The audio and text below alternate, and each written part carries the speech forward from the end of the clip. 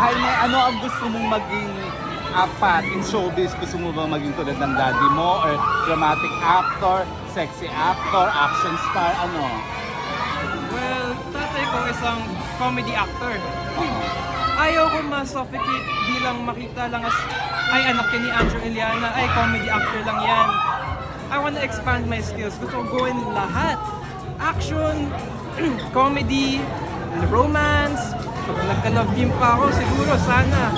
Horror, lahat. I don't want to be stuck to one genre. I want to expand my skills to everything. Paano ka napasok sa Viva? Actually, sikreto lang natin ito. Kakasign ko lang 2 months ago. O bakit secret? Para ma-announce sa lahat. Announce namin 2 months ago. 2 months ago. Sino nag-mediate para maging Viva star Si ka? Boss Vic. And hindi naman binigay sa akin. Nag-audition ako para dito.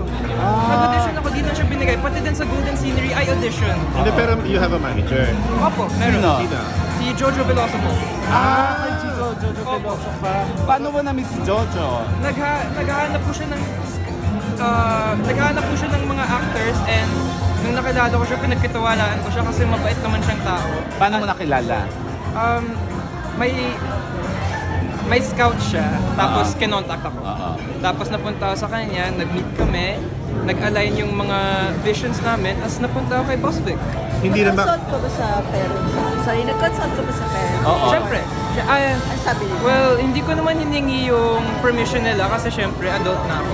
Oo. Pero siyempre kailangan ko po yung opinion nila kasi siyempre respeto lang yun eh.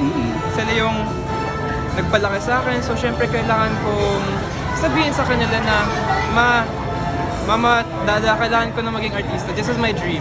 This is my dream. I have to put it in my own path kasi syempre hindi naman nila ako tinulungan. That's the truth. Yung dad ko, syempre madami siyang connections pero hindi ko hiningi. Hindi ko sinabi, Dad, please gawin mo na to. Like, nakakatamad magtrabaho. Sinikap ko talaga. Ba't ikaw may tulong sa dad mo? Si Wayne yun. Ba't ikaw may tulong sa parents mo? Well, kasi kung humingi lang ako ng tulong, parang binigay lang sa akin eh. Kung gusto niya nga malaman, 1 year ago, di ako marunong mag-Tagalog. Bakit? Tama. English? Opo, English lang. Kung makita niyo yung mga family feud videos ko dati, di ko sila maintindihan. Si Ding Dong Dantes, di ko maintindihan yung mga Hanapin tanong niya. namin yun. Hanapin mo yun. Oo. Di ako marunong mag-Tagalog dati, di ako magaling umarte. So, 1 year, natuto ako mag-Tagalog, nag-workshops ako, so napunta ako dito. Gano'n kayo ka-close ng dad mo, Jaime? Para kaming mag-best friend. Hindi ko siya tinitingnan bilang tatay kasi komedyante siya sa screen, komedyante din siya sa bahay.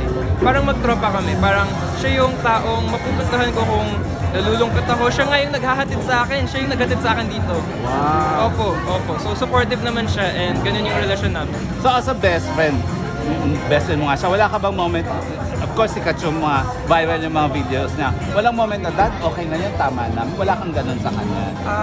Anong po klaseng viral? Yung mga videos niya, Like, yung mga medyo controversial, hindi mo Siyempre, siya sinabi in-advise ko na dad, sa tama kanya. na, may ganun ka. Ako po yung nagbibigay sa kanya ng advice kasi syempre magkasama kami sa bahay. Syempre nakikita ko. Ano sinasabi mo? Sinasabi ko parang wag mo na idamay yung mga ibang tao kasi okay, sasabihin ka ng Itbulaga, di ba?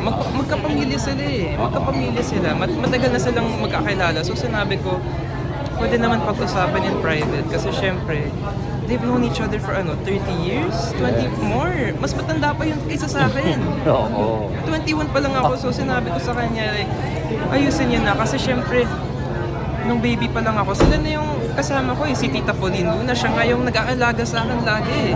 Opo, nung sumasama ako sa taping ng dad ko, si Tita Pauline Luna yung lagi kong kasama. Tsaka para ka na rin part ng family ng Opo. Bulacan. Ano sinagot ng dad mo? Anong sinabi niya?